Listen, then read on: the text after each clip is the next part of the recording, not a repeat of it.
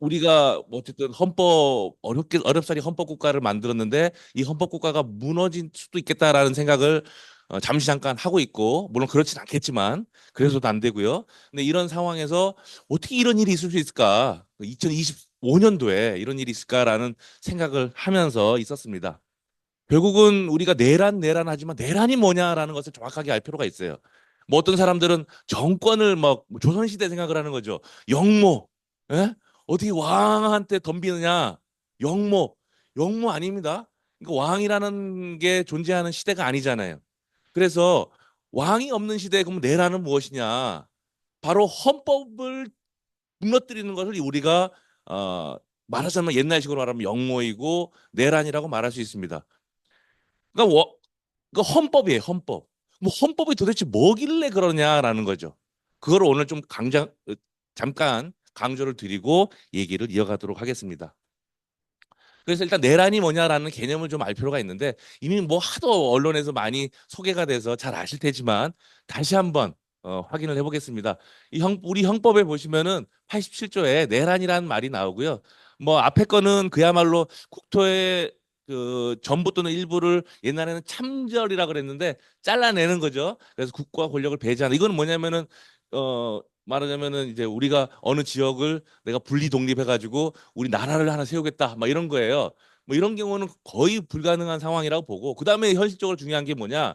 그것도 뭐 마찬가지긴 하지만 이 국헌을 문란을 하게 할 목적을 폭동한다라는 거예요. 어쨌든 둘 다 폭동이 필요한데 하나는 국토 참전이고 하나는 국헌 문란입니다. 그러니까 둘 다 중요한 것은 뭐냐면은 헌법으로서의 전체성, 완전성을 무너뜨리는 그런 일을 우리가 가리키는 것입니다. 그래서 이런 내란을 중요한 국사범임으로 이제 규정을 하고 있고 여기에 대해서 아주 엄하게 처벌을 하고 있죠. 결국은 우리가 어 살아가는 토대, 근본 토대가 있는데 그걸 무너뜨리다라고 하는 것은 쉽게 용서가 안 되겠죠. 말하자면 여러분들 오늘 아침에도 따뜻한 보금자리에서 가족들과 함께 잠을 잤는데 갑자기 그 집을 박살을 내는 거예요.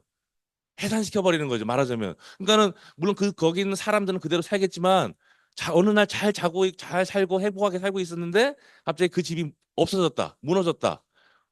그거 감당할 수 있습니까? 막 이를테면 그렇게 저는 비유를 하고 싶습니다.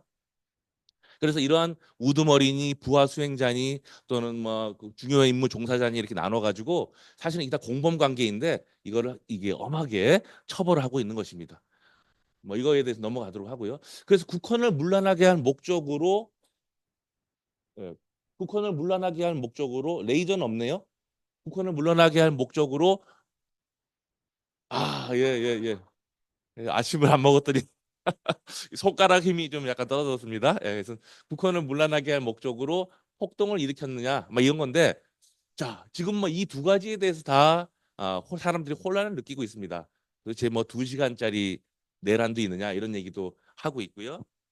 이렇게 장난 같은 계몽령 뭐 이런 걸로 이제 우리가 폭동이라고 말할 수 있느냐 이런 얘기도 있곤 한데요. 어쨌든 다 무시하셔도 될 것 같습니다.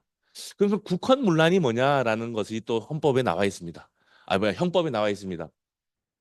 1호, 2호 두 가지로 나눠져 있는데요. 사실은 이 두 가지가 다 연결돼 있는 것입니다. 근데 이제 구태여 나누자면 위에 거는 헌법과 법률의 기능을 소멸시키는 거예요. 말하기 헌법과 법률의 기능이 소멸된다라고 하는 것은 규범으로서의 효력을 없애버리는 거죠. 되게 너무 이런 일이 도대체 있습니까?라고 하지만 사실은 일상적으로 많이 벌어질 수가 있습니다. 법을 어기면 이런 일이 발생하는 거죠. 그런데 법을 어기는 것도 뭐 분수가 있고 정도가 있지. 아예 이 좀 심각한 상황을 우리가 염두에 둔다면 그걸 우리가 국헌문란이다라고 말할 수 있습니다. 지금 벌어지고 있는 뭐 크고 작은 많은 일들이 사실은 이런 거에 해당할 가능성이 높고 근데 우리 그걸 구태여 내란이라고 말하지는 않습니다. 근데 이제 여기서 중요한 것은 그러면은 이런 것이 어, 흔하게 일어나는데 왜 구태여 이걸 내란이라고 말하느냐? 이게 결국은 근간을 흔드는 일들, 주로 근간을 흔드는 일들이 여기에 해당한다면 이건 국헌문란이다라고 볼 수 있다라는 거죠. 사실은 흔한 일은 아닌데 최근에는 굉장히 흔한 일이 되고 있어요. 참 우려스러운 일이죠. 그래서 이를테면은 이거 온라인 나가는데 괜찮겠죠? 최상목 대행이 엊그제 그런 얘기를 했죠. 헌법재판소가 뭐 권한쟁의 심판, 헌법소원 심판에서 어떻게 결정을 하더라도 뭐 따르지 않을 수도 있다. 이런 얘기를 했어요. 이거야말로 국헌문란, 이것도 국헌문란입니다. 왜 그러냐면은 우리 헌법과 법엔 헌법재판이라고 하는 것은 우리 헌법에 따라 설치된 헌법재판이고 헌법재판이 지켜져야 헌법이 지켜지는 거거든요. 그래서 헌법재판소법에는 헌법재판소 결정의 기속력이라 그래가지고 그걸 따라야 한다라고 규정을 하고 있어요. 못해요. 뭐 말로 설명하기도 입이 아프지만 그럼에도 불구하고 설명을 하고 있어요. 그걸 기속력이라 그래요. 그러니까 헌법과 법률의 기본 근본적인 건데 이거를 따르지 않을 수도 있다? 그럼 어떻게 하자는 거지? 라는 생각이 들더라고요. 도대체 무슨 근거로 그런 얘기를 하는 거지? 라는 생각이 들었는데 이게 바로 이런 겁니다. 갑자기 헌법재판의 효력을 부정하거나 그래서 뭐 어쩌자는 거지? 라는 상황이 드는 거죠. 만약 그런 상황이 되면은 우리가 명확하게 위헌이다라고 얘기를 해서 거기서 처리하는 절차가 있지만 그것조차도 안 될 때, 그것조차도 안 될 때 이런 내란이라고 우리가 말할 수 있고 이에 따라서 처리를 해야 되는 것이 되겠죠. 그다음에 또 하나가 이제 이 헌법에 의해 설치된 국가기관을 전복시키거나 이 행사 작용이 안 되도록 불가능하게 만드는 이런 것들 또한 국헌문란이라고 말할 수 있습니다. 이런 그 국헌문란, 즉 내란에 있어서 핵심은 바로 헌법 질서의 파괴 행위다. 파괴 행위다. 이것은 크고 작은 다양한 형태로 나타날 수 있지만 그럼에도 불구하고 이 중요한 것들, 근간을 흔드는 것들은 우리가 국헌문란이라 정의할 수 있고 여기에 대해서는 내란이라고 우리가 규정을 짓고 있다라고 하는 것입니다. 이러한 그 내란에 해당한 헌정질서 파괴 범죄에는 내란뿐만 아니라 이 외환, 군사 반란, 이적죄라는 것을 묶어서 법을 하나 만들었어요. 그게 1995년도에 아마 잘 기억하시겠지만은 이 전두환 노태우 씨를 처벌하기 위해서 뭐 처벌하려다 보니까 공소시효가 지나버린다는 주장이 막 제기가 되는 거예요. 그래서 공소시효를 배제시키는 이런 범죄는 공소시효라는 게 있으면 안 된다. 영원히 끝까지 추적을 해서 헌정을 무너뜨린 자들에 대해서 처벌해야 된다라는 사회적인 합의가 있었던 것 같고 그에 따라서 이런 특별법이 만들어져서 공소시효를 배제시키는 그런 식으로 규율하고 있습니다. 예. 진짜 목이 마르네요. 예.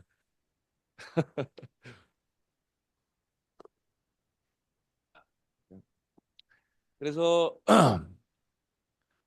양이 좀 많은데 빨리빨리 진행하도록 하겠습니다. 그래서 헌정 질서가 뭐냐? 뭐 한마디로 얘기하자면은 결국은 이 우리 헌법, 민주주의 헌법의 근간이 되는 그런 질서를 우리가 얘기를 하는데 이것은 뭐 잘 아시겠지만은 근대 시민혁명의 산물입니다. 이게 어느 날 갑자기 생긴 게 아니고 정말 오랫동안 사람들이 많은 목숨을 바쳐가면서 얻어낸 거예요. 우리나라뿐만 아니라 전 세계사적인 그런 일이죠. 이 우리도 그런 입헌주의 역사에 같이 동참하고 있는 거예요. 그래서 옛날에는 왕이 다스리는 나라였는데 왕이 다스리는 나라에서 왕을 배제시키고 이제는 그 권력을 국민이 갖게 되는 것입니다. 그래서 그 그걸 우리가 국민 주권이라고 말하죠. 국민 주권에 입각한 질서를 만든 거예요. 그 어떻게? 헌법의 형태로. 그래서 헌법의 형태로 뭔가 질서를 만들고 권력자라 하더라도 그 헌법에 구속되어야 된다. 그 헌법을 따라야 한다. 만약 따르지 않으면 어떻게 하겠다라는 그런 취지의 내용이 바로 입헌주의 헌법인 거예요.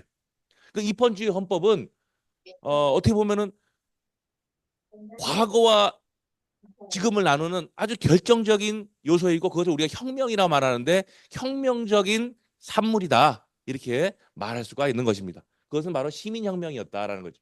그 입헌주의의 근간이 되는 요소들이 이런 것들이에요. 결국 국민이 주권을 갖는다라는 거. 그 다음에 어떻게 그러면은 국가를 운영할 것이냐? 민주주의에 따라서 하고 의회를 만들고 국민의 대표인 의회를 만들고 인권을 보장하고 그 다음에 권력을 가지고 행사할 때도 권력 분립이라는 원리에 따라서 해야 되고 그다음에 누군가 법을 위반하거나 권리를 침해했을 때 그것을 판단해 줄 수 있는 공정한 재판 제도 그래서 독립적인 사법 제도를 둬야 한다. 이런 등등의 요소들이 입헌주의의 핵심적인 요소로 이해되고 이것이 부정이 되면은 그건 입헌주의가 아니다. 헌법이 있더라도 헌법이 아니다라고 얘기할 수 있는 그런 얘기가 되겠습니다. 그러니까 이 입헌주의라 헌법이라고 하는 것은 결국 이것을 만든 사람의 의사와 의지가 녹아 있는 거예요. 이제 더 이상 왕의 자의적인 지배로부터 벗어나서 우리가 좀 더 자유롭고 평등하고 행복하게 살 수 있는 이 시스템을 만들겠다라는 의지가 녹아 있는 것이 바로 입헌주의 헌법입니다. 제가 비유를 한번 들어볼게요. 좀 전에 집 얘기를 말씀드렸지만 어떤 집에 살고 싶으세요? 막 싸우고 불나고 무너지고 있는 그런 집에 살고 싶으세요? 아니면 안전하고 화목하고 행복한 집에 살고 싶으세요? 당연히 후자겠죠. 전자에 살고 싶은 사람은 아마 없을 겁니다. 근데 과거에는 다 그런 집에 살았거든요. 이제 더 이상 이런 집에 살면 안 되겠다라고 해서 소위 말해서 이 입헌주의 헌법을 만든 것이고, 이 헌법이라고 하는 것은 우리가 어떤 집에 살 것이냐라는 거에 대해서 그 집에 살고 있는 집주인들이 서로 결정을 한 거예요.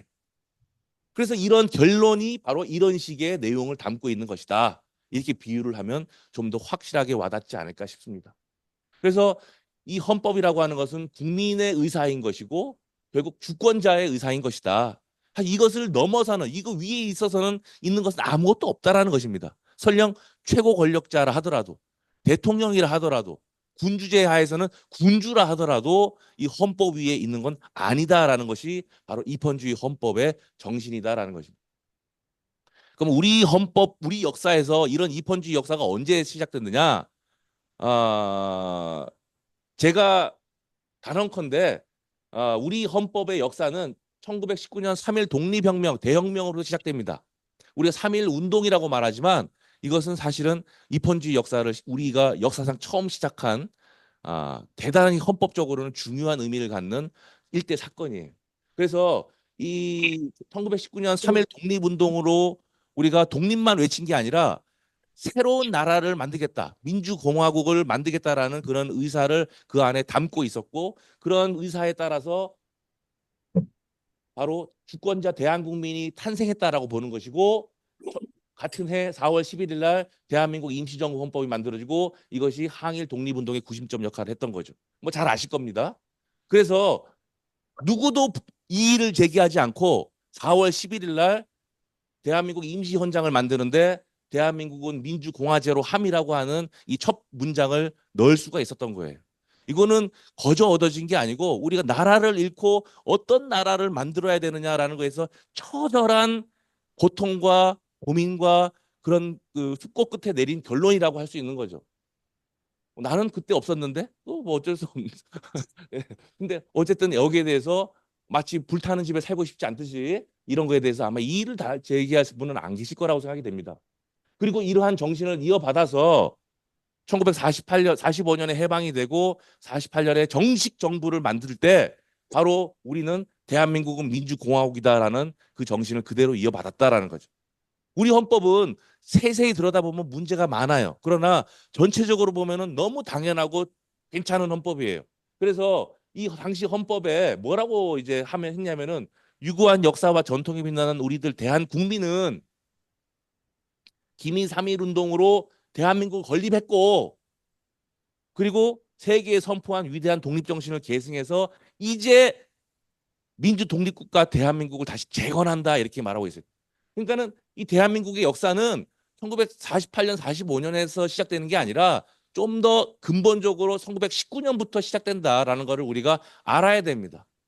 그래서 왜 우리가 헌정이 얼마나 중요한지 그냥 우리가 나도 모르게 그냥 누군가 만들었으니까 따라야 된다는 게 아니라 제가 이 말씀을 드린 이유는 우리의 정체성이 바로 이때 구체화됐고 바로 여기서 시작된다라는 것을 꼭 알아야 된다라는 말씀을 드리고자 하는 것입니다. 그런데 그럼에도 불구하고 진정 우리의 민주주의가 제대로 됐느냐, 민주공화국이었느냐라는 것에 대해서는 여러 가지 현실적으로 어려움과 의문이 많았죠. 뭐 45년에 해방과 함께 시작된 분단, 정치적 혼란이라고 하지만 결코 녹록지 않았던 것 같아요. 쉽게 말하자면은 나라는 있었는데 아직 정부가 없는 상황이 지속됐던 거예요. 그러니까 임시정부를 만들었지만 임시정부는 독립을 위한 한시적인 임시기구였어요. 이 정식 정부를 만들어야 되는데 45년에 해방이 됐는데 정부를 만들지 못하는 거예요. 어떻게 됐습니까? 미군정이 시작이 됐어요. 갑자기 외국 군대가 와가지고 군정을 하겠다는 거예요. 한반도의 유일 합법 정부는 미군정이다라고 포고령으로 선언을 합니다. 그렇게 그런 상황에서 굉장히 많은 정치적 혼란이 따랐죠. 실질적으로 친일 잔재와 이런 전체주의적 정치 문화가 그대로 남았다고 봅니다. 어, 사실 이게 상당히 애석한 부분인데 이런 부분에 남아있는 부분과 그게 아니다. 그럼에도 불구하고 국민주권에 입각한 우리 민주국가를 건설해야 된다라는 요구가 같이 계속 치열하게 부딪혀온 게 우리의 근대 현대 역사가 아닌가 싶습니다. 이 과정에서 이 헌법 위에 법 위에 군림하는 수많은 독재자들을 물리치려고 많은 분들이 노력을 했고 이런 부분에서 정말 어려움이 있었던 거죠. 그들은 국민을 생각했는지 모르겠어요. 계속되는 내란으로 그러니까 쿠데타라고 하죠. 국가를 때린다라는 쿠데타 그런 뜻인데 이 쿠데타 즉 내란으로 민주공화국 질서가 계속 침해가 되고 훼손이 된 거예요. 헌법이라고 하는 것은 휴지 쪼가리 내지는 장식물에 지나지 않았다라. 그래서 허울뿐인 국민주권, 헌법과 민주주의를 무시하는 이런 정치 문화들, 정치 형태들, 그다음에 그 속에서 인권 침해가 일상화되는 이런 모습들이 우리 과거, 지금 뭐 최근은 아니지만 과거 우리 현대사의 모습들이었다라고 볼 수 있습니다.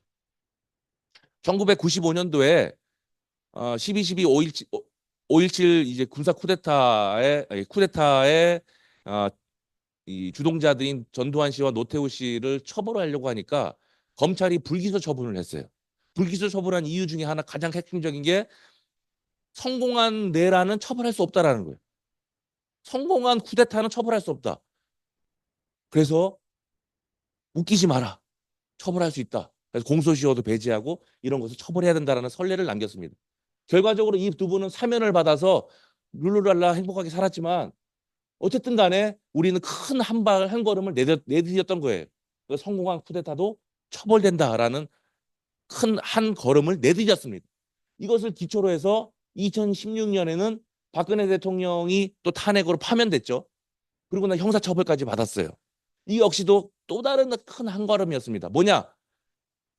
최고 권력자 대통령이라 하더라도 국민이 위임하고 그에 따른 수임자인 것이 뿐이지 헌법 위에 군림하는 건 아니다라는 거예요.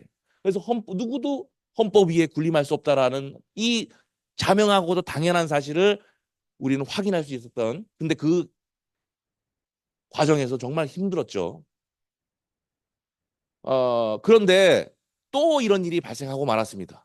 아까도 말씀드렸지만 우리 역사에서는 내란이 뭐 시도 때도 없이 있었던 것 같아요. 사실 따지고 보면. 왜냐면 내란이라는 개념이 헌법을 무너뜨리려는 그런 시도들이잖아요. 그런 의미에서 많은데 그중에서도 중요한 것만 추려보면 정말 이거는 정말 말도 안 된다라고 하는 것 다른 것도 말이 안 되지만 정말 양보할 수 없는 거 몇 가지만 추려보면 한 6개 정도 되는 것 같아요. 제가 사실은 7개 정도 했었는데 요건 2개는 묶어가지고 했습니다. 그래서 우리 역사에서 첫 번째 내란으로 기록될 수 있는 게 뭘까 확인해 보면 아마 이 대동소이하게 같은 의견을 내실 것 같아요. 1952년 이승만 대통령 때인데 52년 부산 정치파동을 아마 얘기할 것 같습니다. 그 당시에도 국회의원들을 비상계엄령 하에서 불법으로 체포 감금하고 의회를 해산하겠다라는 위협 속에 결국은 장기 집권을 꾸렸던 거예요. 근데 그것이 사실상 좀 실패를 했죠. 근데 그러면서 해산은 못 시키고 그 대신 국회의원을 체포 감금한 상태에서 정권을 강화하고 연장할 수 있는 발췌 개헌이라는 헌법을 개헌을 이루게 됩니다. 그래서 1952년 부산 정치파동이 우리 역사상 첫 내란이다 이렇게 기록이 될 것 같고요. 그 다음에 오늘 얘기하고자 하는 서론이 길었나요? 1960년 3.15 부정선거가 바로 이 헌법과 법률에 따른 절차에 의하지 않고 헌법과 법률의 기능을 정지시키는 제가 볼 때는 바로 이 선거라고 하는 대의민주주의의 근간이 되는 이러한 핵심적인 요소를 정지시키는 불능화하는 바로 이러한 부분의 부정선거였고 이런 거는 전무후무한 것 같아요. 그래서 헌정을 유린한, 그래서 영구 집권을 꾀한 이 사건이 바로 두 번째 내란이었다. 그런 생각이 드는 거고요. 이것은 어쨌든 3.15 의거와 4.19 민주혁명으로 이어졌지만 거기서 또 시작을 해야죠. 그래서 국민주권에 따른 새로운 민주주의 민주공화국의 실질화를 위한 우리 국민의 얼마나 많은 희생이 있었습니까? 이런 희생을 딛고 새롭게 출발했어야 되는데 안타깝게도 1961년 뭐 이승만 씨도 좋아하고 박정희 씨도 좋아하는 분들 많이 계시지만 이거는 분명한 사실인 것 같아요. 그래서 이런 부분에서 군사 쿠데타를 통해서 헌정을 무너뜨렸다. 더더군다나 당시 박정희, 장도영 이 두 분들은 사실은 실세는 박정희였죠. 이분들은 계엄을 선포할 수 있는 권한도 없었어요. 권한도 없어요. 군사혁명위원회라는 걸 만들어가지고 권한도 없이 계엄을 선포하고 국가는 무너뜨리고 군사혁명위원회, 나중에는 국가제고 최고위회의 이런 식으로 기구를 만들어서 자기들 마음대로 권력을 쥐고 헌법을 만들어 갔던 거예요. 헌정을 파괴한 거죠. 그다음에 그러고 나서도 부족했는지 삼선 개헌 이후에 뭔가 또 부족했던 것 같아요. 69년 삼선 개헌은 제가 생략하겠습니다. 72년 유신 체제를 맞이하게 됩니다. 이거야말로 친위 쿠데타였죠. 그래서 대통령이 무슨 쿠데타냐, 무슨 내란이냐 하지만 아니 자기가 만든 헌법까지도 무너뜨리는 게 유신 체제였던 것 같아요. 그래서 자기가 자기 권력을 강화하는 헌법을 만들었음에도 불구하고 더 강화하고 더 영구 집권을 하기 위한 법을 만들었던 것이 유신 체제였고 이 유신 체제가 결국 12.6 사건으로 겨우 종식될 수밖에 없었어요. 이 결국은 이런 독재 체제가 지속이 되면 독재자도 그 끝이 죽음으로 끝날 수밖에 없지만 그 과정에서 결국 국민들의 수많은 목숨이 희생되어야 이게 종식될 수 있더라라는 우리 역사적인 경험치가 있어요. 만약에 12.3 내란이 진짜 성공을 해서 장기 집권 체제로 이어졌더라면 그 과정에서 우리가 얼마나 많은 희생을 더 해야 되는지 그리고 더 나아가서 얼마나 오랫동안 이러한 독재 체제를 또 경험해야 되는지 알 수 없다라는 거예요. 뭐 잘 아시겠지만 79년 이 비상계엄 확대 이 조치도 결국 내란이었죠. 이 내란. 그다음에 2024년 12.3 비상계엄도 그런 의미에서 비슷한 맥락을 보이고 있더라. 이런 내란 역사의 공통점을 한번 짚어보겠습니다. 친위 쿠데타라고 할 수 있고 어, 결국 권력을 강화하기 위한 그런 것들이었다. 국민으로부터 위임받은 권력이면 그것을 자기가 받은 한도 내에서 열심히 해가지고 뭔가 이어달리기 하듯이 이 국가의 발전을 위해서 자기 책임을 지고 달려줘야 되는데 그게 아니라 이건 내가 그냥 가져버릴까? 이런 식으로 생각을 하지 않았나 싶어요. 그다음에 계엄권을 남용을 해서 이 국가의 강제력을 불법 동원한 그런 형태를 띠고 있더라. 그다음에 아무래도 권력을 강화하려다 보면 가장 눈에 가시가 뭡니까? 국회죠. 그리고 또 야당이에요.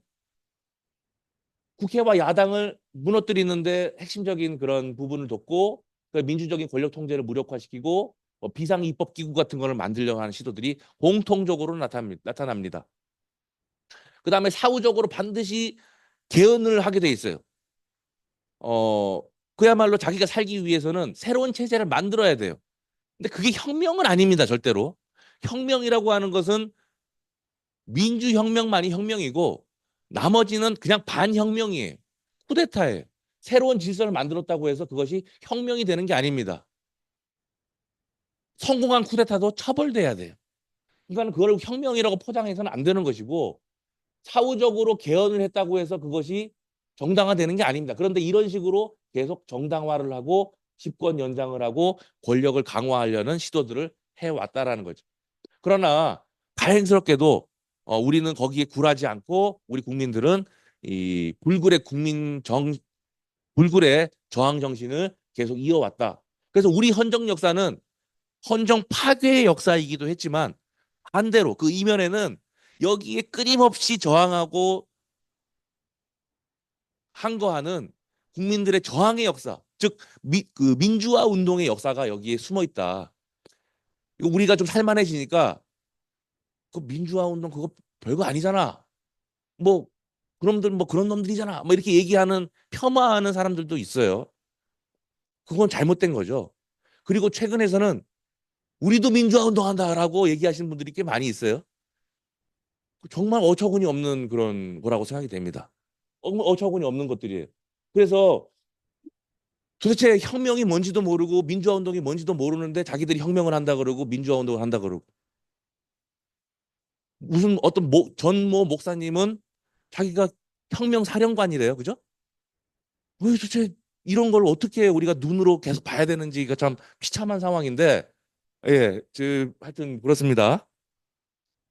아까 얘기했던 그 1952년 부산 정치파동의 한 장면이죠. 이것은 어, 국회의원들을 체포해가는 그 역사적인 사진입니다. 한번 좀 다 보셨을 것 같고요. 교과서에도 실려 있는 사진으로 알고 있어요. 그래서 이 버스, 이 40국회의원 40명이 단 이 버스를 견인해가지고 전부 다 불법 체포 감금을 합니다. 이 내용은 제가 양이 너무 많아가지고 뺐던 것 같은데 뭐 이거 다 설명드릴 건 아니고 지금 이걸 보면요. 지금 상황하고 너무 똑같아요.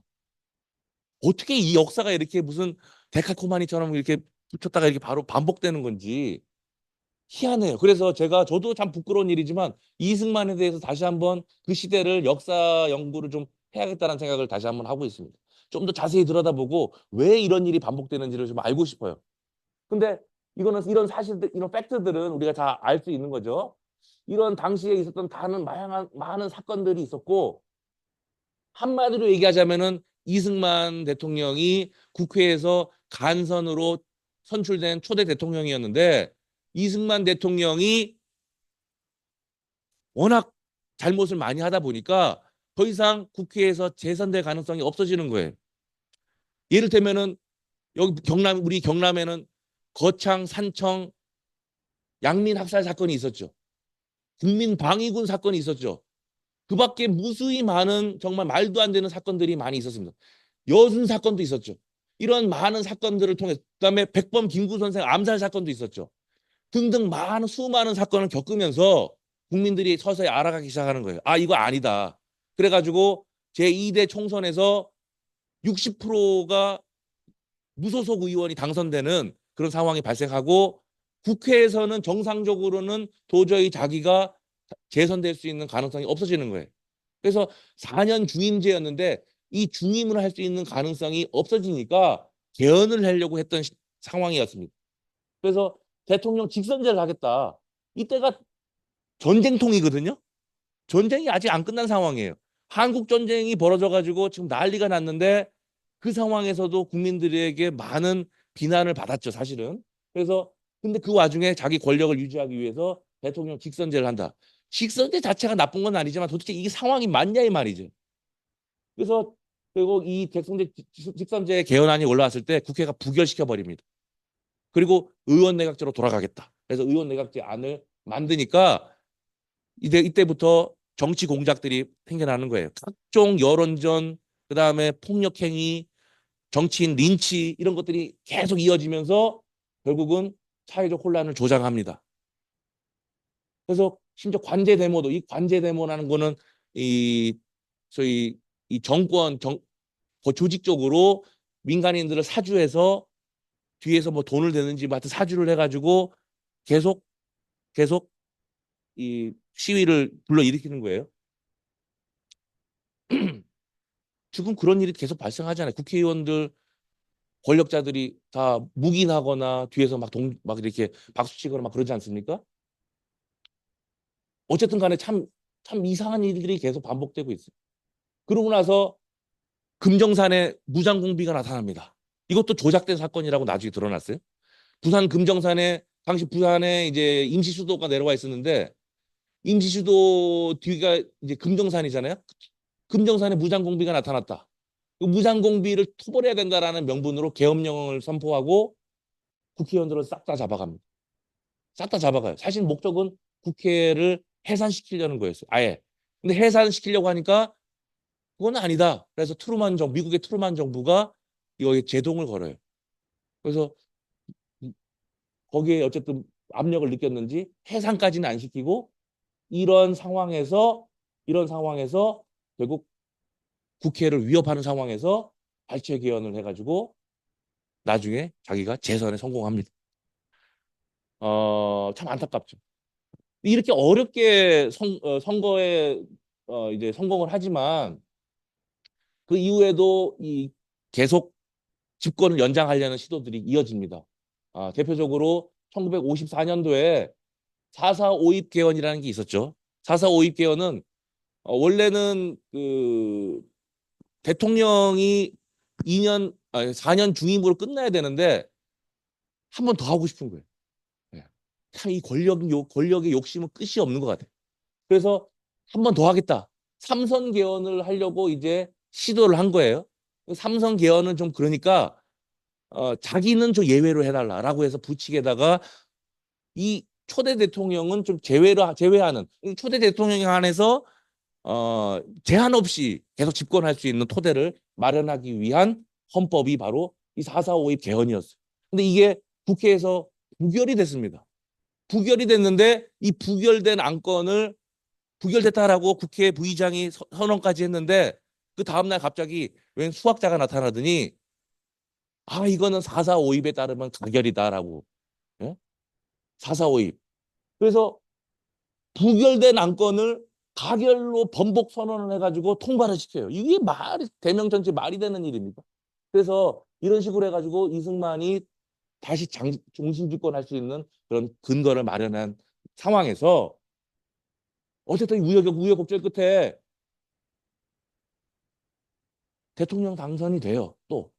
근데 간신히 이긴다 이거죠. 간신히. 뭐 그거 자세한 내용은 따로 찾아보시죠.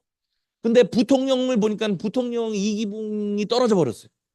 자기의 신복 같은 사람인데 떨어져 버렸어요. 오히려 자기가 좀 싫어하는 장면이 부통령 후보로 당선을 해버렸어요.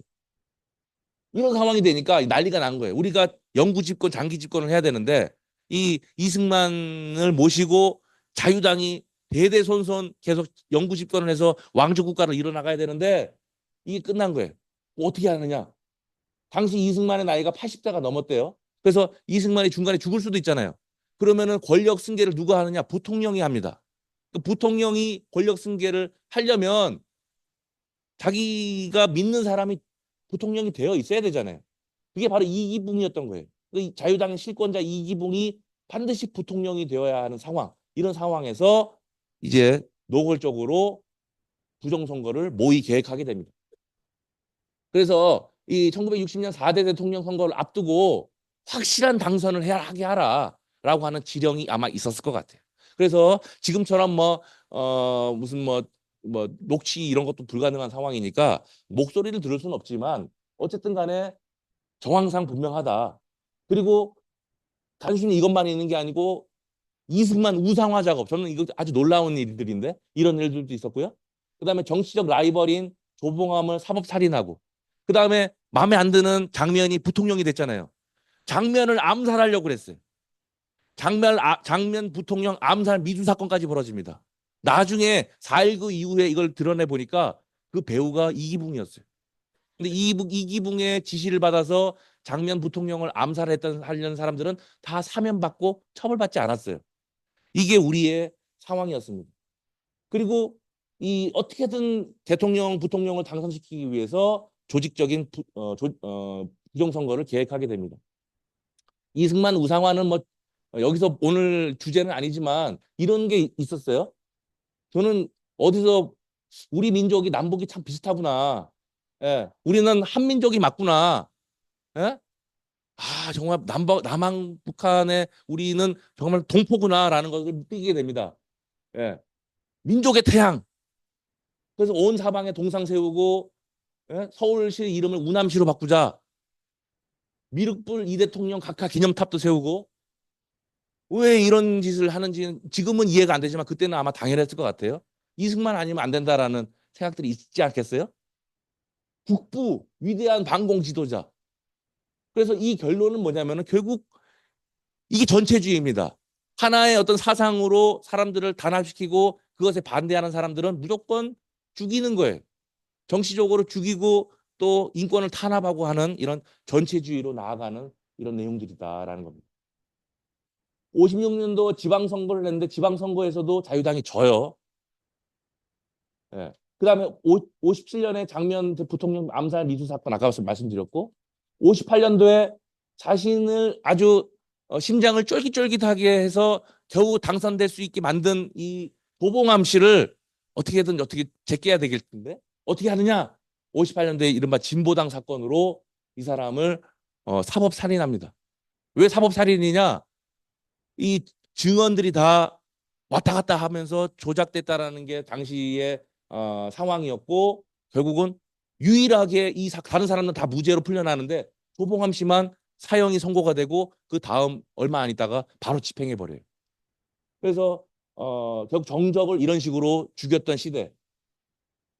나중에 2011년도에 조봉암 사건 이 사건은 무죄로 확정이 되지만 어쨌든 이런 시대였다라는 거죠. 이승만의 지시를 받은 이 제일 중요한 역할을 한 사람이 최인규 내무부 장관이었습니다. 자기가 이제 휘하에 있는 내무부 공무원들에게 이렇게 얘기를 해요. 모든 공무원은 이승만 대통령에게 충성을 다해야 된다. 차기 정부 통령 선거에 있어서 자유당 입 후보자가 꼭 기필코 당선되도록 해야 된다. 또 더 나아가서 또 다른 장소에서 이런 얘기도 해요. 여하한 비합법적인 수단을 이용해서라도 이승만 박사와 이기붕 선생이 꼭 당선되도록 하라. 세계 역사상 대통령 선거에서 소송이 제기된 일이 있냐? 법은 나중이니까 우선 당선시켜 놓고 봐야 된다. 콩밥을 먹더라도 내가 먹고 징역을 가더라도 내가 간다. 너무 아주 기계가 넘치는 것 같아요. 예.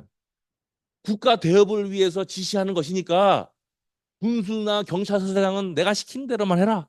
라고 얘기를 했다고 합니다. 이건 제가 그 판결문에서 그대로 따온 워딩입니다. 부정선거 관련자들이 거의 처벌을 안 받았는데 이 사람은 좀 억울하게 됐어요. 이 사람만 사형을 받아가지고 죽었습니다. 나머지 분들은 뭐, 사형 받은 사람은 물론이고 그런 것도 없고 다 제대로 처벌을 안 받았던 거죠. 그럼 이승만은 무슨 말을 했느냐? 뭐 많은 말들을 했겠지만 비공식적인 거니까 우리가 확인할 길이 별로 없고 공식적인 담화가 하나 남아 있어요. 동아일보 기사였는데 정부 통령은 반드시 같은 정당 소속으로 선출되어야 된다. 이런 얘기를 했고 각각 의견이 다른 사람이 정부 통령으로 피선된다면 해보니까 그렇다라는 거죠. 장면 부통령 시절 죽이고 싶었을 거 아니에요. 그래서 대통령이 내가 당선되더라도 따르지 않겠다.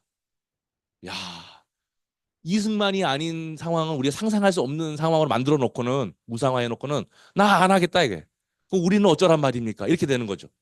그래서 이건 국민에 대한 사실상의 협박 아니었느냐 당시로서는.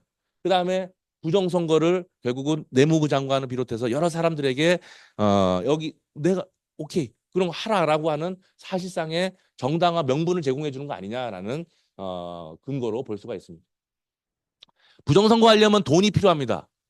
돈이 필요하죠. 불법 선거 자금을 마련해야 돼. 실제로 자유당 선거대책위원회 사람들과 불법 선거자금 마련을 위한 모의를 이기붕 관저에서 했다고 밝혀졌고 총 당시 돈으로 62억 3,165만 환을 마련을 했대요. 지금 이걸 환산을 제가 안 해봤어요, 사실은. 제가 당시 환율 이런 걸 잘 몰라가지고 어떻게 이걸 가격이 얼마나 되는지 잘 모르겠는데 근데 이 방법을 보면은 참 기가 찹니다. 그야말로 경제에 대한 관념이 전혀 없었구나라는 생각이 들 정도고 굉장히 부정부패가 심각했구나. 뭐 국민 방위구 사건도 대표적인 부정부패 사건이었지만 이거야말로 정말 최고봉이다 생각이 들어요. 산업은행에서 당시 우리 경제가 안 좋으니까 국민 경제 안정을 위한 산업금융 채권을 발행을 해가지고 각 기업들한테 이렇게 대부를 해주는데 그 대부를 해줄 때 융자 조건으로 자유당에 돈 좀 내. 라고 정치 자금을 뜯어낸 거예요. 권력을 통해서. 그다음에 각 시중은행이 한국은행에 돈 달라고 할 거 아니에요? 그럼 시중은행이 한국은행으로부터 돈 받아갈 때 자유당이 추천하는 업자에게 돈을 좀 나눠주도록 한 거예요. 그래서 그 융자 조건으로 돈을 주는 거예요. 그래서 그런 식으로 정치 자금을 불법으로 모금을 했고 그다음에 기업 뜯어먹는 거는 뭐 예나 지금이나 뭐 지금은 좀 아니죠. 옛날에는 아주 심각했겠죠. 지금은 아닙니다. 자, 동양시멘트 다 있었던 기업들이죠. 대한양회, 대한방집협회, 삼성무역회사, 이병철 회장 뭐 잘 아시죠? 그 당시에도 다 있었던 사람들인데 정치자금 내놔라고 해가지고 돈을 뜯어내는 게 다 판결문에 나와 있습니다. 이런 식으로 만든 돈을 전국의 경찰국, 경찰서, 경찰지서, 파출소, 심지어 투표구 담당 경찰관에게까지 다 돈을 찔러주는 거예요. 그다음 내무부, 지방국 관할 공무원과 심지어 교육공무원, 학교에 계신 분들한테까지도 선거운동비 쪽으로 자금을 나눠줍니다. 그다음에 서울특별시, 각 도의 내무국장, 경상남도 같은 경우 경상남도 내무국장, 그다음에 시장, 구청장, 군수, 읍면장, 교육감, 불법 선거 자금이 뿌려지지 않은 곳이 없었어요. 근데 이렇게 뿌려지지 않은 곳이 없었는데도 불구하고 거기에 저항하는 사람이 없었다는 게 저는 더 놀라워요. 근데 어쨌든 이런 식으로 불법 선거 자금을 이용을 했고, 그래서 최인규가 불법 선거 기본 지시 요강을 지시를 하게 됩니다. 이건 뭐 잘 아시는 내용들이죠. 뭐 투표를 매수한다든지, 그다음에 공개 투표를 한다든지, 현장에서 투표장 개표장에서 완장 차고 으쌰으쌰 하면서 공포 분위기를 조성하는 거예요. 그래서 완장 부대를 동원한다든지, 그다음에 상대방 측 야당 측 참관인을 매수하는 이런 것을 조직적으로 기획을 했고, 그에 따라서 세부 지시가 내려졌다. 예를 들면은 자유당 이 후보자는 무조건 83% 이상이 되도록 투표 결과를 만들어내라라고 하게 됩니다. 한때 이거보다 더 늘어난 적이 있어가지고 일부러 표를 끄집어냈대요. 너무 표가 많아지니까 이거는 누가 봐도 이상하다. 그래가지고 야 임마 너 어떻게 이렇게 했어? 해가지고 다시 투표함을 열어서 야 좀 덜어내 해서 덜어내가지고 빼내고 이 83%를 맞춰놨다는 웃지 못할 일들도 실제로 많이 있었습니다. 그럼 만약에 부정선거가 발각이 돼가지고 국민의 항의가 있으면 여기에 대비해서 이런 무력을 준비하도록 하는 조치도 있었던 것입니다. 결국은 드러나죠. 이건 만천하에 드러날 수밖에 없어요. 이렇게 조직적으로 하는 게 어디 있습니까? 그전에도 관건 선거가 굉장히 많았는데 이런 식으로 노골적으로 한 적은 아직은 없었다라는 거죠. 그래서 결국은 이 선거에 대해서 항의하는 시위 군중들이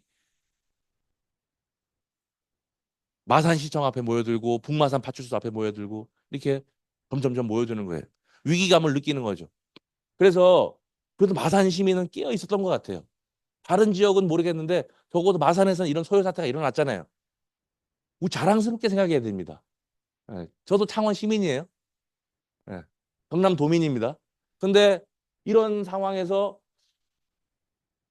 이것이 어쨌든 겁을 먹고 좀 물러나야 되는데 영감 야단 났습니다. 어떻게 해야 됩니까? 라고 당시 마산 경찰서장이 부산지방검찰청 마산지청장에게 얘기하니까 그 빨갱이 새끼들 다 쏴버려.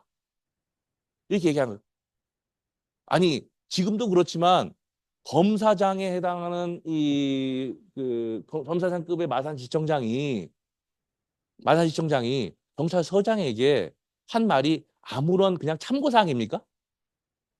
지금보다 더 강력한 어떤 권위와 영향력을 가졌겠죠. 근데 결과적으로 이 사람의 말은 별 영향력이 없다. 심지어 지휘관계 있지도 않다라는 식으로 해서 나중에 빠져나갑니다. 그래서 실제로 많은 사람들이 죽었고 이 당시에 김주열 학생도 죽었고 많은 사람들이 총 맞아가지고 막 쓰러지고 그랬잖아요. 7탄 200여 발을 발표해서 사람들이 죽었어요. 이게 뭐 다른 것도 많이 있지만 생략하도록 하겠습니다. 그리고 이렇게 시작된 마산 항쟁은 1, 2차 마산 의거로 이어졌고 전국적인 4.19 민주항쟁으로 이어졌던 거죠. 뭐 여기 잘 아시죠? 서울에서도 10만 명이 넘는 시위대가 모였지만 거기에 대해서 뭐 반성하긴커녕 오히려 총격을 가해가지고 수많은 사상자가 발생합니다. 그러니까 국민을 적으로 삼는 거예요. 적으로 삼고 어떻게든 내 권력을 유지해야겠다라는 이 생각밖에 없었던 것 같아요. 그래서 전국의 계엄령을 선포하게 됩니다. 하지만 국민이 이겼죠. 4월 26일 날 이승만이 사퇴 선언을 하고 4월 28일 날 이기붕 일가가 죽음을 맞이합니다. 그 다음에 5월 29일 날 이승만이 하와이로 망명을 갑니다. 도망간 거죠, 사실. 그래서 4대 대통령 선거는 당선자 이승만이 사퇴함으로써 이제 무효화됐고 5대 부통령 선거는 당선자 이기붕이 사망을 해서 선거가 무효화가 됐어요. 그래서 다시 선거가 필요한 상황이었는데 제2공화국이 들어서면서 다른 방법으로 이제 선거를 하게 되는 거죠. 그래서 정리하자면 이런 3.15 부정선거는 결국 그 실체가 뭐냐? 국헌을 문란하게 하는 목적의 폭동이었다라고 우리가 규정을 할 수가 있고 헌법을 무너뜨리는 내란이었다. 그래서 계획적으로 국가기관과 공권력을 조직적으로 동원하여 헌법상 대의민주주의의 근간인 선거를 무력화했다라는 거. 그래서 위헌 위법의 헌법과 위법적으로 헌법과 법률의 기능을 소멸한 국헌문란에 해당하였다. 우리가 이렇게 정리를 할 수가 있고요. 그리고 그 과정에서 시위대에게 총격을 하여 살상하고 강압적으로 진압하려 하였다. 폭동입니다. 그 부정선거의 최대 수혜자라 할 수 있는 이승만 대통령은 내란 우두머리였고 최인규 내무부 장관뿐만 아니라 손성래 마산지청장, 그다음에 그 서등용 마산지청장, 손성래 마산경찰서장 이런 사람들은 주요 임무 종사자였다라는 거죠. 이 사태의 원인은 결국 끝없는 권력욕, 장기 집권에 대한 욕망 이게 아니었나 우리가 생각해 볼 수가 있고요. 4.19 민주혁명은 무엇이었느냐? 바로 이러한 헌정 파괴를 불의로 규정을 했어요. 불의. 우리 헌법에 보시면 불의에 항거한다고 했어요. 그래서 이것을 의롭지 못한 불의로 정의롭지 못한 불의로 규정을 하고 이것에 저항한 국민의 벌기가 바로 4.19 민주혁명이었다. 그것은 민주공화국의 주권을 회복하기 위한 혁명적인 활동이었다라고 우리가 정리를 해볼 수가 있는 것입니다. 그러나 그 다음부터 해피엔딩이 돼야 되는데 참 안타깝게도 아까도 말씀드렸듯이 다시 내란이 벌어지고 결국 이후 박정희 정권 하에서 계속되는 군사 정권 하에서 유신 체제 하에서 이런 관련자들이 다 형집행도 안 되고 심지어 사면을 받고 서등용하고 손성래는 중요 임무 종사자 이 두 사람은 도망을 가요. 도주해가지고 68년도 71년도에 검찰에 자수를 하는데 니들이랑 같이 처벌받았던 사람들은 유신을 위해서 국가에 희생을 하고 나라를 위해서 봉사를 했으니까 니들도 앞으로 봉사해라 라고 하면서 무죄를 내주죠. 이게 무죄 사유가 됩니까? 아니 정산 참작도 유분수지 판결문 이렇게 나와 있어요.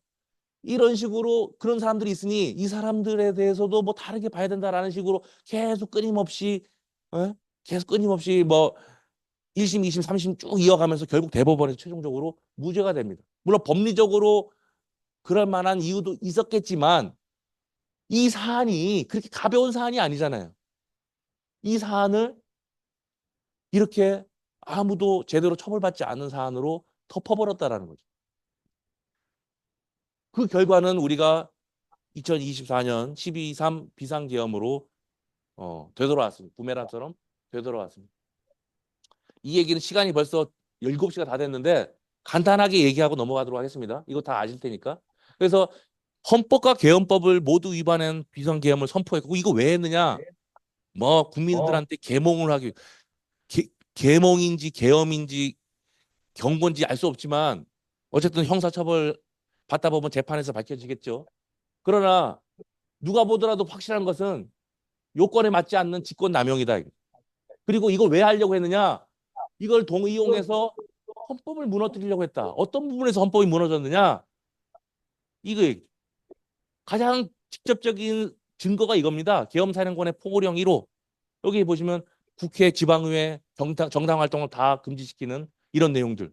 이거 자체로 아까도 말씀드렸듯이 입헌주의 헌법의 근간을 부정하는 것들이에요. 헌법을 무너뜨리는 거예요. 그래서 아까 제가 설명을 왜 그렇게 장황하게 했냐면은 바로 이 얘기를 하려고 왜 이게 빠져서는 안 되는 이게 왜 문제가 되는지를 우리가 알아야 된다라는 거죠. 그다음에 이것이 폭동에 해당하는 것은 물론이고요.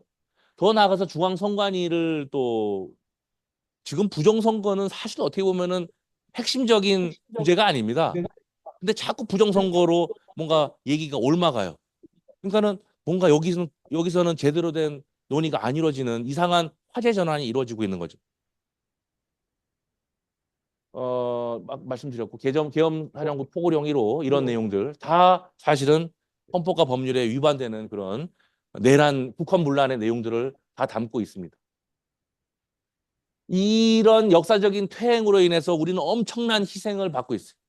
44년 만에 발생한 내란으로 심각한 국격이 추락했고 뭐 경제적 손실은 말할 것도 없고요. 뭐 추정컨대 900조가 며칠 만에 발생했다. 손실이 발생했다. 이런 얘기도 있더라고요. 무엇보다도 우리 헌법이 무너짐으로써 우리 국민들의 상실감은 더 컸을 거라 생각이 됩니다. 이번 12.3 내란 사태의 핵심은 바로 헌정 질서의 핵심 요소를 훼손했다라는 거예요. 우리 그거 헌법에서는 자유민주적 기본 질서라고 말하고 있어요. 자유민주적 기본 질서의 핵심적인 요소들이 뭐냐? 인권의 존중, 권력 분립, 의회 제도, 복수 정당 제도, 선거 제도, 이런 시장 경제를 골간으로 한 경제 질서, 사법권 독립 이런 것들입니다. 이거를 부정하거나 무너뜨리면은 그거는 내란이 될 수 있다. 국헌 문란이 될 수 있다라는 거예요. 지금 의회 제도 위협을 했죠. 뭐 3.15 같은 경우는 선거 제도를 위협을 했죠. 그다음 최근에 법원 난입 사태는 사법권의 독립을 지금도 계속 법원과 헌법재판소를 흔들고 있잖아요. 사법권의 독립을 흔드는 그런 일들이 계속 반복되고 있습니다. 이런 것들은 이제 더 이상 재발되지 않으려면은 뭔가 명확한 선을 그어줘야 된다. 탄핵 제도가 이런 헌법 보호 수단의 대표적인 것이고요. 그다음 국사범의 형사처벌도 필요합니다. 제대로 처벌받지 않은 내란의 여파는 뭐 지금도 계속되고 있고 성공한 내란도 처벌될 수 있는데 성공하지 못한 내란은 어떻습니까? 더 처벌해야겠죠. 무능한 죄로. 그다음에 지금 제가 더 걱정스러운 거는 이 갈라진 여론과 국민의 분열입니다.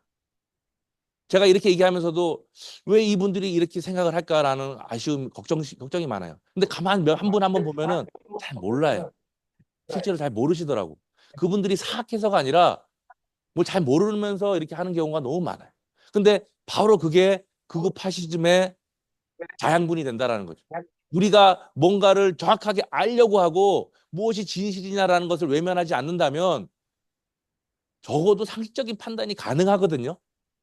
아니, 우리가 뭐 같이 먹는 이 같이 사는 집을 무너뜨리고 밥상을 엎어버렸는데 여기에 대해서 분개하지 않는 것이 말이 됩니까?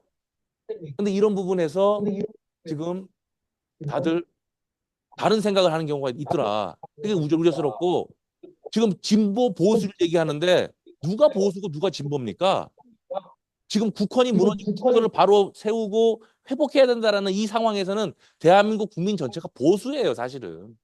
보수의 가치는 그겁니다. 거기서 한 발 더 나아가서 우리가 좀 더 다른 혁신적인 방법으로 사회를 좀 더 발전시키자라고 하는 것이 진보가 될 수 있는 것이고 보수라고 하는 것은 좀 더 신중하게 하자라는 거예요. 발전을 부정하는 게 아니에요.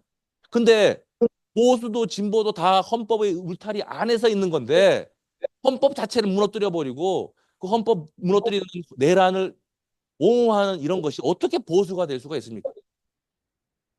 보수와 진보의 개념부터가 잘못된 상황이다. 그래서 입헌민주주의 수호를 해야 되는 지금 상황은 우리 국민 모두가 진정한 의미의 보수의 입장에 있다라는 얘기를 할 수가 있고 뭐 보수만이 있어서는 안 됩니다. 보수 진보가 다 있어야 되지만 지금 상황 이 반대되는 사람들은 보수가 아니라 헌법을 무너뜨리는데 일조하는 것밖에 안 된다라는 거예요. 좀 정신 차려야 된다는 생각이 들어요. 그럼 어떻게 하면 이 내란을 끝낼 것이냐, 이 역사를 끝낼 것이냐, 뭐 여러 가지가 있지만 가장 핵심적인 게 몇 가지만 짚어보면 위법한 명령이 있더라도 복종하지 않아도 됩니다. 이거는 법리예요. 아, 도대체 군인이 그러면 됩니까? 아니, 군인도 민간인을 학살하라는 명령을 따르면 안 돼요. 그거는 군대, 이제는 전쟁에도요, 이 국제 인도법이라는 게 있어가지고 인간의 존엄과 어떤 생명을 함부로 살상하는 이런 것의 전쟁은 금지되고 있습니다. 전쟁에도 법적인 한계가 있는데 어떻게 이런 것에 따르겠습니까? 그래서 이것을 그 법제화해서 하급자들이 이의제기권을 가질 수 있도록 하는 이런 것이 필요하다라는 것에 대해서 저도 생각을 하고 있고 다른 분들도 그렇게 생각하는 분들이 계시더라고요. 그다음에 탄핵 제도를 좀 더 활성화해야 된다. 탄핵이 뭐 20몇 번 했다고 해서 난리를 치는데 지금 그게 문제입니까? 예. 탄핵 소추, 탄핵 제도는요. 사실은 계속 일상적으로 있으면 안 되지만 비상적인 상황에서는 있어야 되는 거예요. 그럼 어떻게 헌법을 보호합니까? 그래서 이런 부분이 우리가 좀 더 이런 부분을 앞으로 제도를 개선을 해야 되는 거고 좀 더 활성화돼 있어. 너무 오히려 탄핵이 너무 어렵게 돼 있다. 너무 어렵다 보니까 이거에 대해서 너무 부담감을 느낀다라는 거예요. 그까짓 거 없어지면 그 다음 사람이 채우면 돼요. 누구든지 유능하고 국민을 위해서 일할 수 있는 사람이 가서 일하면 되는 거지. 왜 그 사람 아니면 안 된다? 이게 말이 됩니까? 그 다음에 내란범이 있으면 엄정한 처벌을 해야 되고요. 그리고 탄핵된 자에 대해서 사면을 금지해야 됩니다. 이미 사면이 금지된다고 보고 있어요. 그 다음에 헌법의 규범령을 강화해야 되고 제왕적 대통령의 권한을 좀 줄이는 권력 균형을 이룰 수 있는 그런 제도 개선을 해야 됩니다. 그리고 제가 파란색으로 해놓은 게 이 부분이 제가 말하고자 하는 거예요. 우리가 민주화 운동의 역사를 살아왔습니다. 그래서 민주화 운동에 이게 성공했는지 실패했는지 알 수 없지만 저는 많은 부분 성공했다고 보고 있어요. 근데 이게 앞으로도 계속 지속되려면 이 정신을 계속 이어갈 필요가 있다. 그래서 그것을 계속 이어가려면은 민주시민 교육이라든지 헌법 교육이라든지 역사 교육 이런 것이 계속 필요하다라는 말씀을 드릴 수 있고요. 더 이상 내란이 발붙일 수 없도록 이런 그 민주주의의 내면화 전통을 우리가 앞으로라도 계속 만들어 가야 된다라는 절박한 마음을 갖습니다. 제가 10분 초과가 됐는데요. 하여튼 제가 하여튼 아침에 많이 피곤하셨을 텐데 제가 수면제를 확 뿌린 것 같아가지고 굉장히 죄송스럽기도 하지만 이런 얘기를 같이 공감할 수 있는 기회를 주셔서 다시 한번 감사드립니다. 감사합니다. 직접 교수님이 질문 답변 네, 네. 예. 어,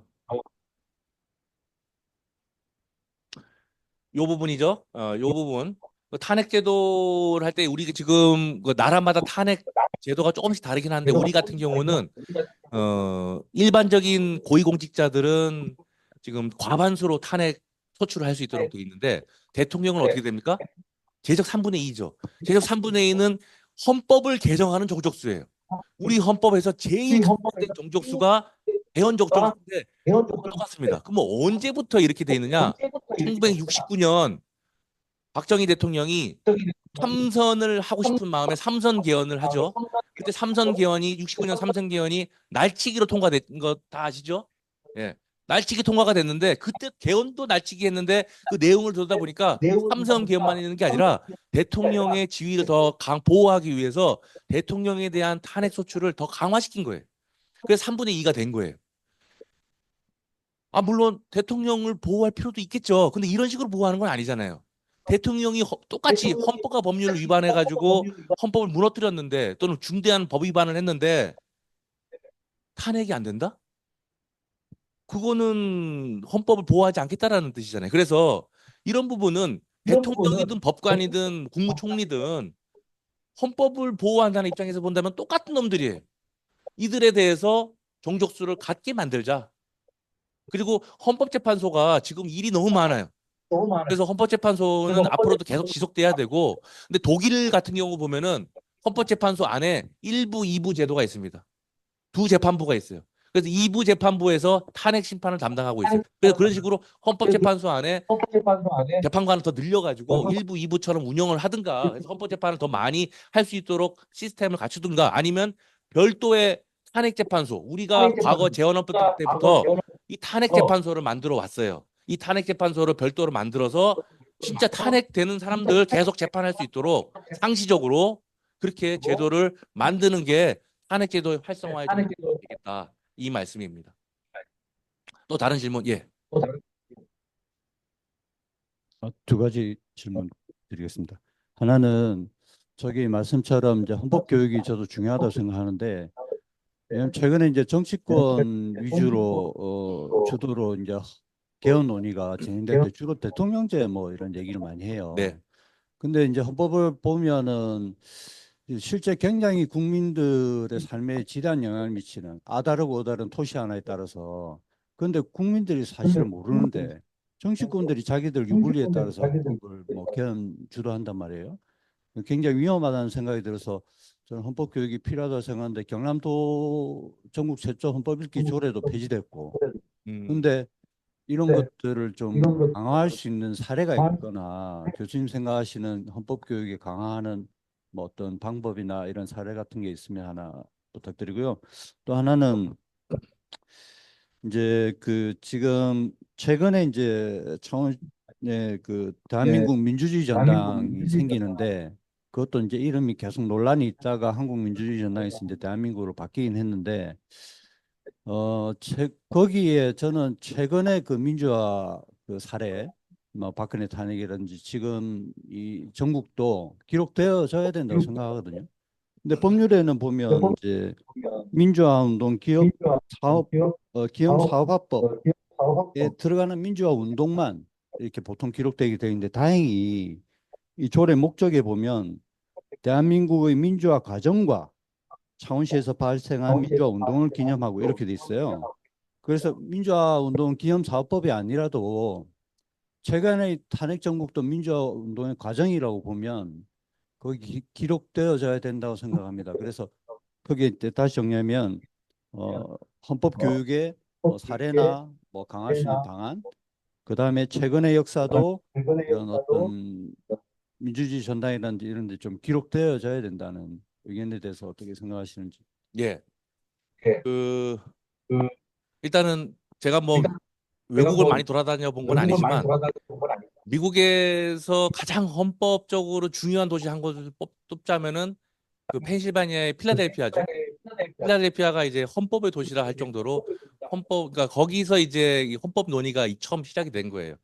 미국이란 나라가 생길 때. 그래서 거기 가서 제가 일부러 거기 갔어요. 왜 갔냐면은 거기 보면 뭐 그 미국의 중요한 역사적인 유적지도 있지만 헌법센터라는 게 있더라고요. 헌법센터. 그래서 헌법센터라는 걸 만들어 가지고 어 뭐 펜실베니아 사람들만 이용하는 게 아니고 전국의 사람들이 올 수 있는 것이고 심지어 저 같은 관광객도 가서 봤습니다. 왜냐하면 미국이라는 나라가 지금은 많이 무너져 있지만 그래도 생길 때는 그 의미가 참 가상하잖아요. 뭐 미국이라는 나라가 웃기는 나라죠. 뭐 노예 제도를 오랫동안 해가지고 정말 모순적인 나라인데 어쨌든 간에 모든 사람의 인권, 행복 그러면서 누구나 평등하다. 이 정신을 바탕으로 만들어진 민주적인 나라예요. 어떻게 이런 나라가 만들어졌고 이런 과정에서 어떤 고민이 있었는지를 사람들이 좀 알아야 되잖아요. 그래서 미국 헌법이라고 하는 것은 미국인들에게도 중요하지만 이 세계사적으로도 중요한 부분이 있다. 프랑스 대혁명만큼 중요한 부분이 있다라고 해서 그런 부분을 교육할 필요가 있다고 보는데 미국 사람들도 그걸 뭐 어쨌든 그런 의도인지는 모르겠지만 헌법센터라는 걸 만들어 가지고 조직적으로 홍보하고 교육하고 하더라고요. 그러니까 어떤 할아버지가 저한테 막 설명을 해주세요. 그래서 너무 시간이 안 돼가지고 설명을 다 못 들었는데 어쨌든 간에 정말 좋아 보였습니다. 건물도 엄청나게 커요. 예, 무슨 우리나라 국립중앙박물관만큼 큰 건물에 그 정도 너무 과장인가요? 창원시청만큼 커요. 근데 그런 큰 건물에 헌법센터라는 걸 해가지고 운영을 하더라고요. 우리도 박물관에 가면 사실은 도대체 이게 초점이 뭔지가 애매할 정도로 그냥 유물 전시에 그치고 있잖아요. 이 유물을 통해서 역사의 정신을 계승하고 가르치는 그런 교육의 장으로 삼아야 되고 헌법도 그런 의미에서 역사의 유물이 아니라 현재 우리가 계속 갖고야 되는 내용이라면 그 내용을 좀 더 알 수 있는 그런 박물관도 좀 필요하고 그다음에 교육계의 장도 좀 많이 필요하다라는 생각이 듭니다. 제가 어 공무원 시험에서 일단은 헌법 과목이 많이 늘어나고 있어요. 얼마 전에도 출제를 갔다 왔는데 헌법 시험을 보더라고요. 저는 좋다고 생각합니다. 그러니까 공무원 시험에서도 누구보다 헌법을 준수하고 이걸 실현해야 될 사람이 공무원이니까 공무원이 되고자 하는 사람은 어쨌든 간에 어렵든 쉽든 헌법을 좀 보고 들어가야 된다라는 거예요.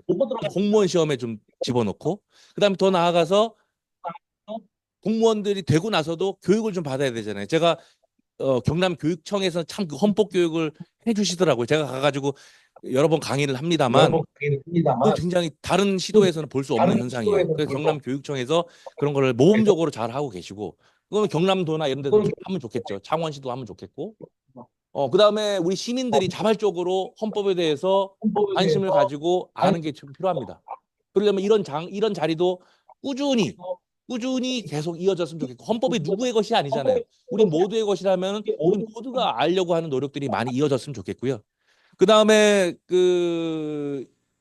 이런 그 이런 헌법 교육이 계속 이어졌을 때 헌법이 계속 발전할 수 있는 거지. 사람들이 잘 모르면 무관심해질 수밖에 없고, 그 헌법이 무너져도 그게 뭔지를 모르고 심지어는 엉뚱한 소리를 지금처럼 하는 경우가 많이 생긴다라는 거죠. 개헌을 한다 그러면은 개헌의 주체는 국민이 되어야 됩니다. 자기 건데 자기가 모르고 개헌이 된 것도 웃기는, 지금까지 우리 개헌 역사가 국민의 의사나 국민의 참여가 거의 없는 상태에서 이루어졌다 해도 과언이 아니에요. 그럼 앞으로의 개헌은 어떻게 되느냐? 국민들이 거기에 대해서 관심을 가지고 참여할 수 있어야 됩니다. 제가 거기에 논문도 썼는데요. 저도 국민의 참여가 기본이에요. 그렇다고 4천만 국민이 다 참여할 수는 없잖아요.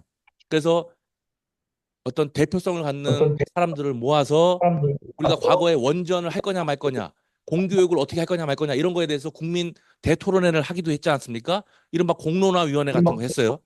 그런 방법을 통해서 국민이 개헌에 대해서 의사를 자유롭게 펼치고 그것을 수렴해 나가는 과정들이 저는 가능하다고 봅니다. 그래서 이런 과정을 통해서 국민들이 참여하는 개헌이 돼야 된다. 그래서 적어도 외형적으로라도 형식적으로라도 국민이 참여해야 된다라는 거예요.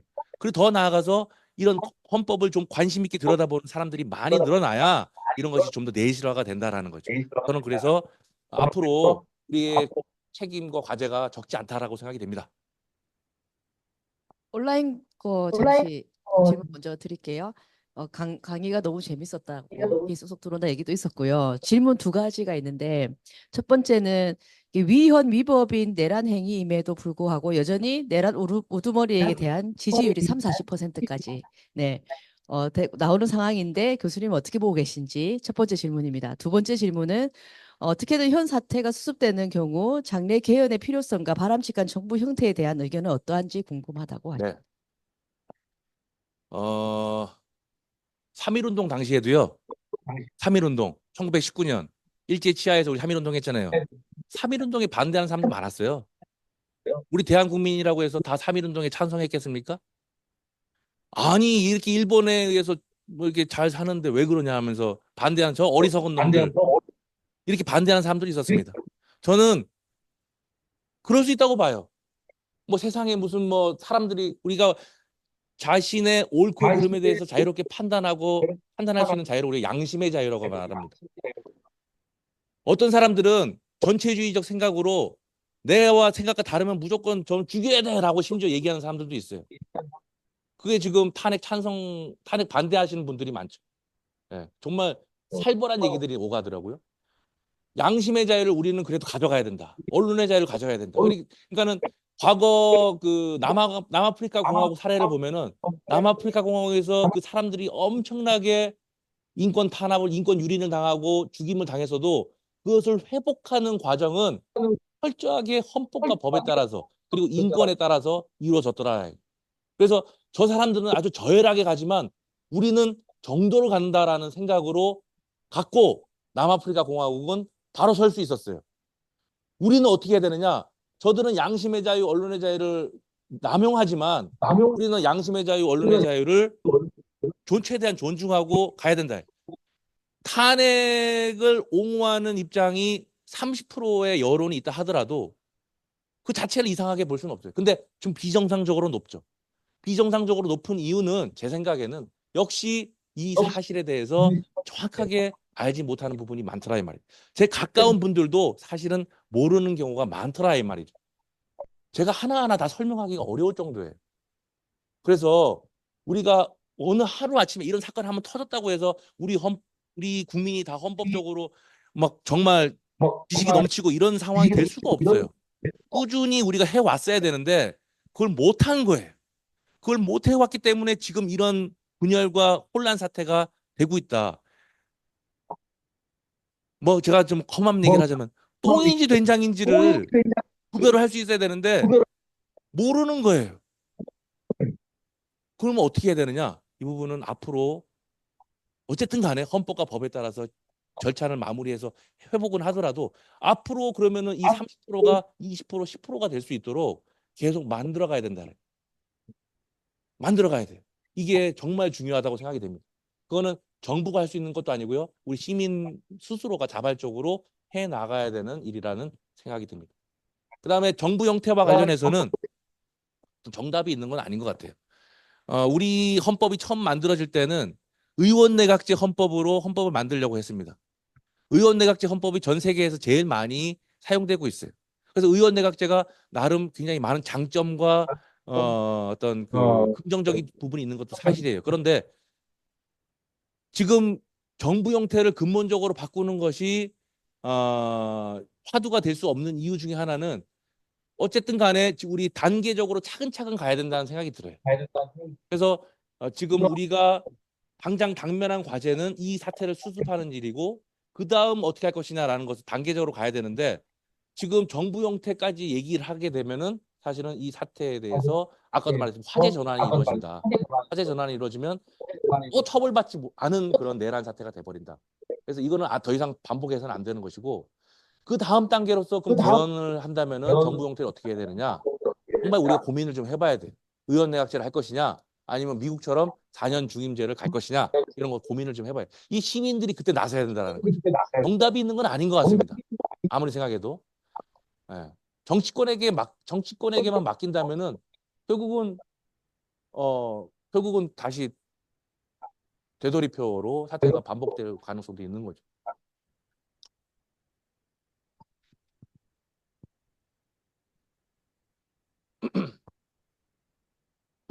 네, 안녕하세요. 저 경남 도민일보의 최석환 기자라고 합니다. 네. 그 윤석열 대통령이 정말 오랜 기간 법을 다룬 인물이고 검찰총장까지 역임했었잖아요.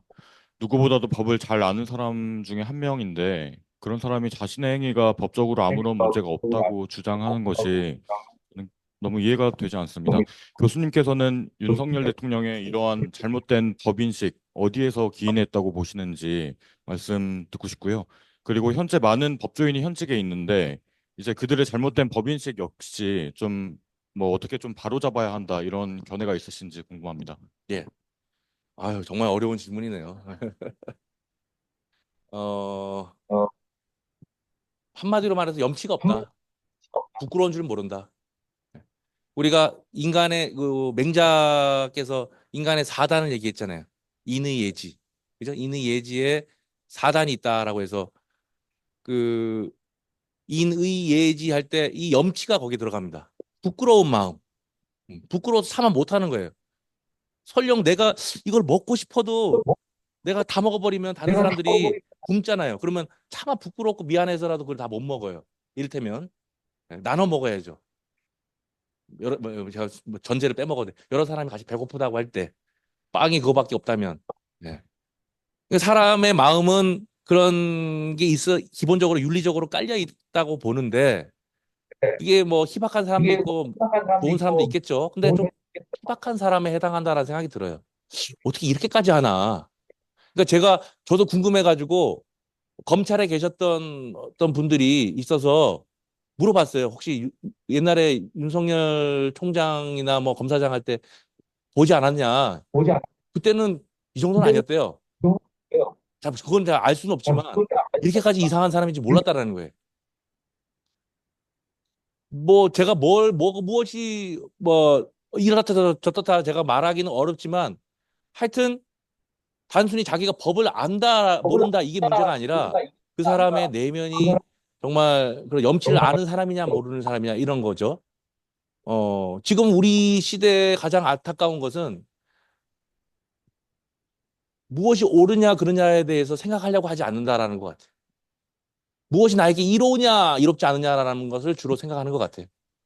내가 이로우면 나한테 불리하면 결사적으로 그게 옳지 않더라도 그걸 추종해야 되고 이롭기만 한다면 만약 나에게 이롭지 않다면 결사적으로 그것을 반대하는 그래서 옳음보다는 이로움 쪽으로 많이 가는 것 같아요. 그것도 사람의 어떤 그 본능인지는 모르겠지만 이게 적절하게 균형을 맞춰줘야 일단은 좋을 것 같은데 지금 너무 극단적으로 가는 것 같습니다. 헌정을 무너뜨리고 도대체 살아남을 사람이 누가 있겠습니까? 일부 사람은 살아남겠죠. 권력을 가진 사람. 그러나 기득권이나 권력을 갖지 못한 그런 사람들이 서로 나눠져 있다면은 결국은 기득권자들은 자기에게 유리한 쪽으로 뭔가 결정을 하려고 하지 않겠어요? 아무튼 옳음을 저는 좀 더 쫓아야 된다. 지금 이 시대에 그 무엇이 옳음이냐? 저는 헌법이라고 봅니다. 우리 공통의 토대. 무엇이 옳은지 잘 모르겠어. 그랬을 때 헌법을 보고 인간의 존엄이래요. 그럼 이것이 인간의 존엄을 침해하느냐? 그래도 어느 정도 침해하지 않느냐 했을 때 침해하면 옳지 않은 거죠. 내가 아무리 저놈이 나쁜 놈이고 죽이고 싶고 믿고 해도 그 사람을 해야만 안 되는 거예요. 그건 옳지 않거든요. 자기한테 아무리 금은부와 황금이 떨어져도 그렇게 하면 안 되는 거예요. 그렇게 하면 안 되는 거에 대해서 지금은 거리낌 없이 염치 없이 그거를 부끄러움 없이 하다 말이죠. 저는 거기에 근본적인 이유가 있다는 생각이 듭니다. 뭐 저도 그냥 개인적인 생각이고요. 다른 더 좋은 답이 있을 것 같은 생각이 듭니다. 예. 답이 됐는지 모르겠네요. 또 뭐가 질문이 또 있었죠? 또 있었던 거예요? 질문이?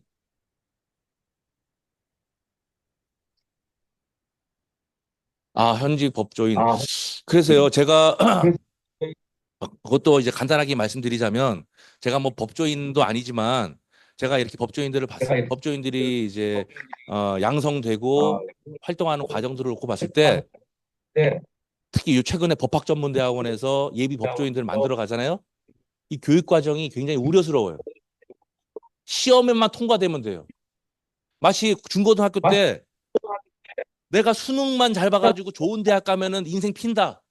그래서 어떻게든 합격만 하려고 그러잖아요. 그 과정에서 친구도 없고 선생님도 없고 예? 심지어 가족도 없어요. 이상한 괴물을 만들어내는 거예요. 이게 우리 공교육의 문제이지 않습니까? 비슷하게 법조인이 되는 과정을 보니까 합격에 유리한 쪽으로만 공부해요. 합격에 유리한 쪽. 제가 뭐 자세히 말씀드리자면 길지만 그래서 합격에 유리하고 점수 잘 받는 과목 위주로 공부를 합니다. 근데 사실 법조인의 가장 중요한 덕목은 법에 관한 철학이 있어야 돼요. 깊은 철학. 그 깊은 철학에는 결국은 이 인간에 대한 고민과 철학이 그 안에 깔려 있거든요. 그래서 법학은 어떤 면에서 본다면 규범학이지만 다른 한편에서 본다면 인문학이기도 해요. 왜냐? 법이 규율되는 대상이 사람들이거든. 이 사람에 대한 이해가 법 안에 깔려 있어요. 근데 법을 기술적으로만 보게 됩니다. 법 안에 들어있는 이 철학적인 부분을 보질 못해요. 이런 식으로 법학 교육이 이루어지고 법조인이 양성되더라. 결국 어떻게 되냐? 법 기술자만 나오는 거예요. 법 기술자, 지금 우리가 작금에 많이 보지 않습니까? 각종 현란한 말로 사실 우리가 보면은 잘 모르는 사람이 봐도 말도 안 되는 소리인데 그럴싸하게 말을 포장을 하면서 그게 뭐 대단한 것이냐 얘기하는데 그건 법 기술도 아니에요, 사실은. 법 기술도 아닌데 그야말로 궤변인데 그것을 법적인 뭘로 포장을 하고 간다 이거죠.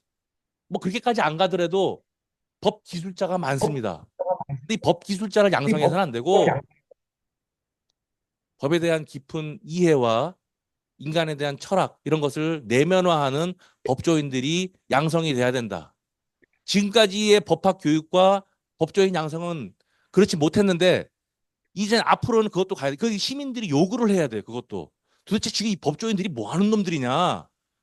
왜 이렇게 정신 썩어 있느냐라는 것을 좀 비판을 하고 왜 문제가 있느냐라는 것을 정확하게 지적을 해주고 그럼 제도가 문제다. 그러면 이 법조인 양성 제도도 바꿔라라고 시민사회가 요구를 해줘야 저 정치인들이 움직인다라는 거예요.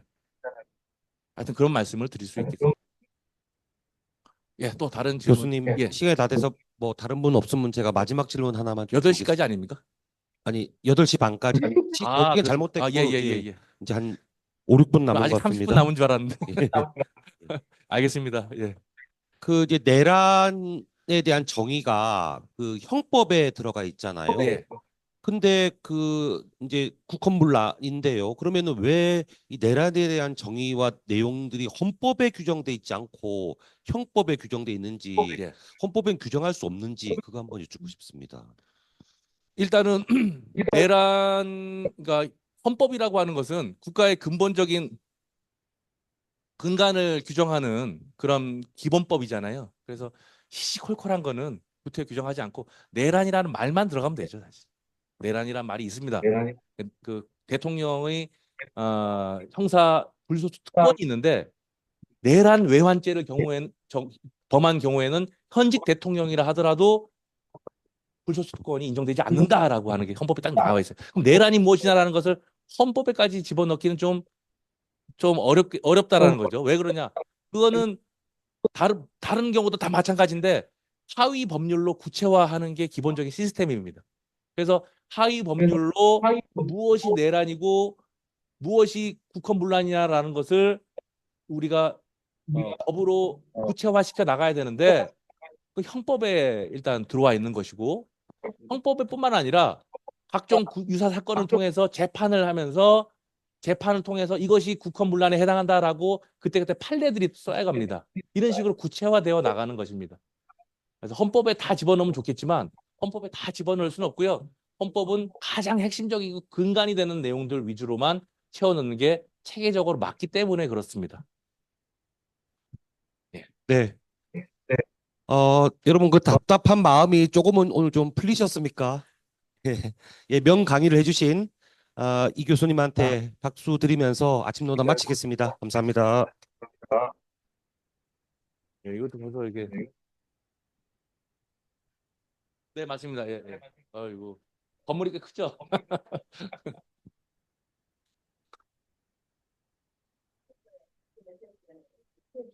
예. 하여튼 새해 복 많이 받으시고요. 예, 모두 건강하십시오.